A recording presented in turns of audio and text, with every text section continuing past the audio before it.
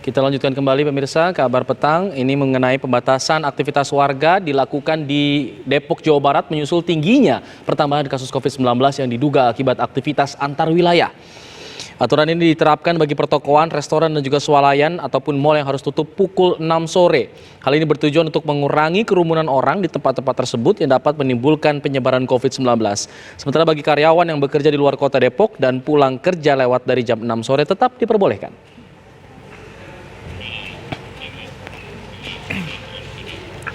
Bagaimana nantinya aturan tentang jam malam ini akan diberlakukan di Kota Depok, Jawa Barat? Kita akan berbincang dengan juru bicara gugus tugas percepatan penanganan COVID-19 Kota Depok, Dadang Wihana. Selamat sore, Pak Dadang. Selamat sore, Bang. Iya, salam sehat. Iya. Salam sehat juga, Pak Dadang. Ini untuk pemberlakuan jam malam ini sudah berlaku mulai hari ini. Teknisnya seperti apa? Ya, yang pertama perlu kami luruskan bahwa kami tidak berlakukan jam malam, tetapi kami melakukan pembatasan aktivitas warga. Jadi aktivitas warga, aktivitas sosial dibatasi sampai jam 8 malam. Untuk aktivitas ekonomi terutama di minimarket, supermarket, minimarket dan juga mall itu dibatasi sampai jam 6 sore ini. Tetapi untuk daring, makan yang take away itu bisa dilakukan sampai jam 8 malam. Iya. Oke, kemudian Pak, ini nanti ada warga yang katakanlah apakah hanya di store-store tertentu atau mungkin di toko-toko yang besar atau mungkin di tempat makan yang punya nama saja ini dilakukan pembatasan. Bagaimana pengawasannya katakan dengan toko-toko kecil di sekitar Depok, Pak? Ya, tentunya kita memberdayakan seluruh struktur kelembagaan kita, camat, lurah, 3 pilar, dan juga kita mengoptimalkan peran kampung siaga COVID. Jadi kampung siaga COVID itu berbasis RW, ada di 925 RW sekota Depok. Jadi inilah yang paling bawah yang berbasis RW ikut serta di dalam rangka melaksanakan kebijakan ini. Jadi contoh soal mereka keluar masuk tamu, mereka harus kontrol. Juga warga yang melakukan pekerjaan itu harus didata, bekerjanya juga di mana. Dan juga mengoptimalkan kembali kegiatan-kegiatan siskamling seperti itu. Ya. Tadi kan disebutnya pembatasan aktivitas warga begitu, Pak ya? Ya, betul. Lalu bagaimana dengan warga Depok yang bekerja di luar kota, Pak? Apakah kemudian aktivitas warga kita melewati jam tersebut juga terkena imbasnya? Bagi warga yang melaksanakan pekerjaan, itu tidak terganggu dengan kebijakan ini, disilahkan, karena mereka menggunakan ID ataupun surat tugas dan lain-lain. Misalnya ada di kawasan industri, di kawasan Cimanggis, itu mereka bekerja dengan sistem shift misalnya. Jadi untuk sistem shift itu disilahkan. Nanti kita komunikasi dengan Disnaker, mereka pengaturannya melalui surat tugas dan lain-lain. Demikian pula untuk sahabat-sahabat yang bekerja di DKI Jakarta, mereka pulang malam dan lain-lain itu disilahkan saja. Karena ada aktivitas yang kita batasi adalah aktivitas warga dalam hal ini aktivitas sosial.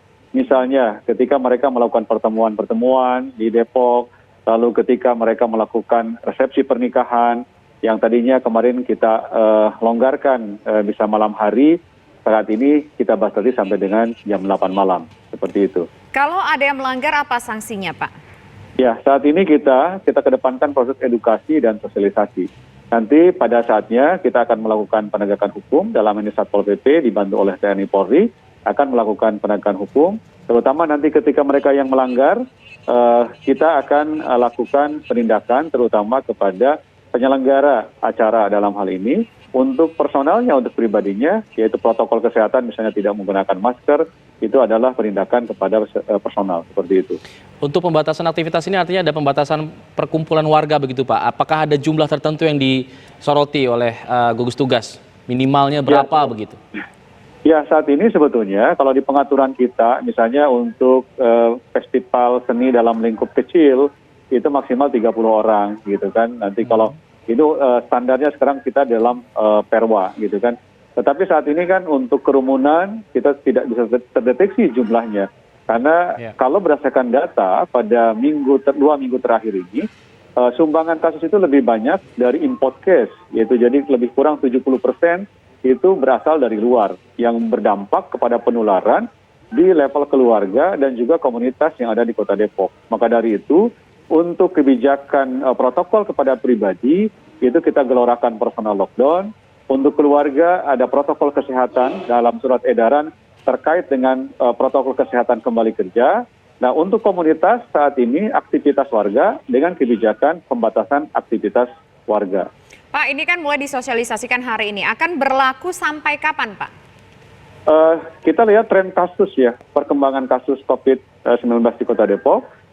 Kita evaluasi terus dalam setiap minggunya bersama terintegrasi juga dengan pemerintah pusat. Pemerintah pusat melakukan evaluasi setiap minggu, ya seperti itu. Jadi karena data saat ini adalah all new record, satu data terkait dengan perkembangan kasus, baik pusat, provinsi maupun kabupaten kota.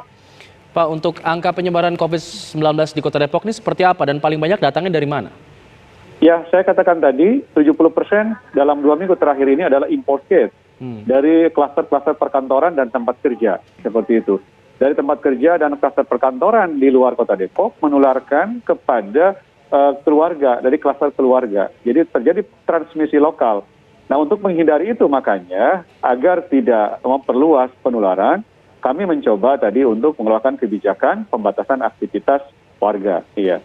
Pak, bagaimana dengan perlakuan untuk Depok yang berbatasan dengan wilayah-wilayah di luar Depok? Misalnya Pak, Ya. dengan Jakarta Timur atau mungkin dengan daerah Bekasi?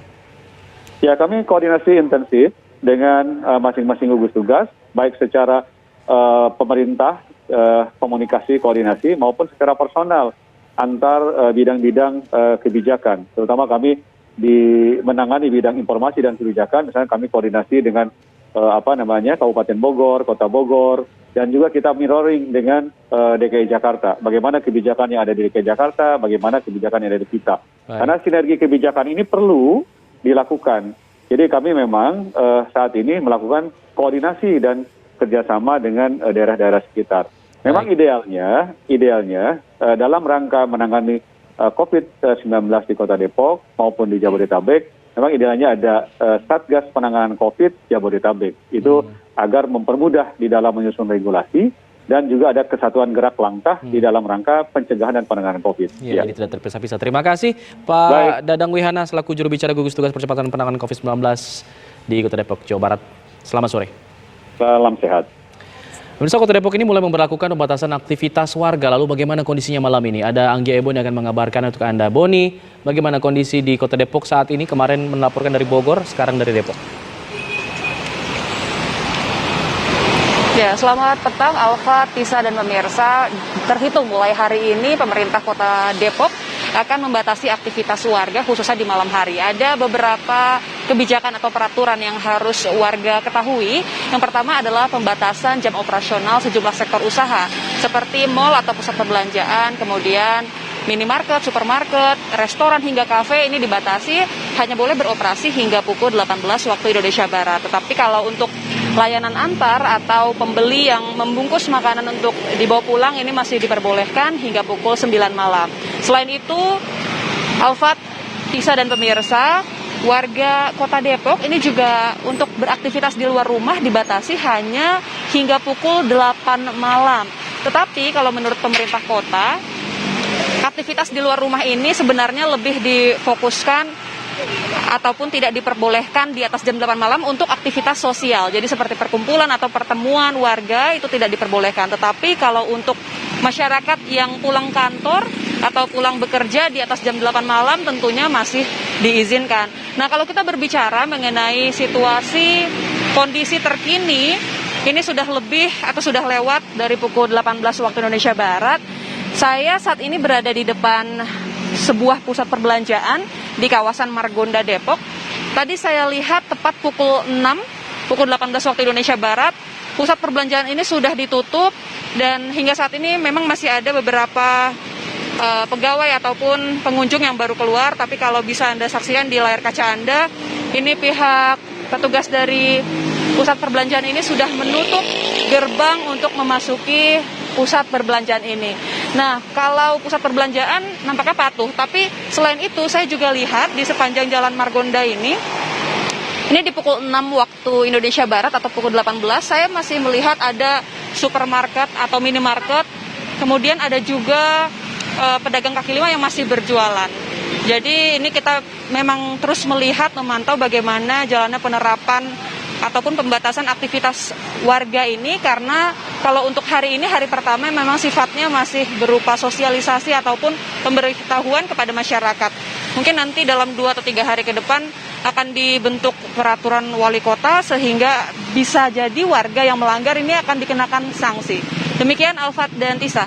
Baik, terima kasih Anggia Eboni atas laporan Anda langsung dari Depok, Jawa Barat.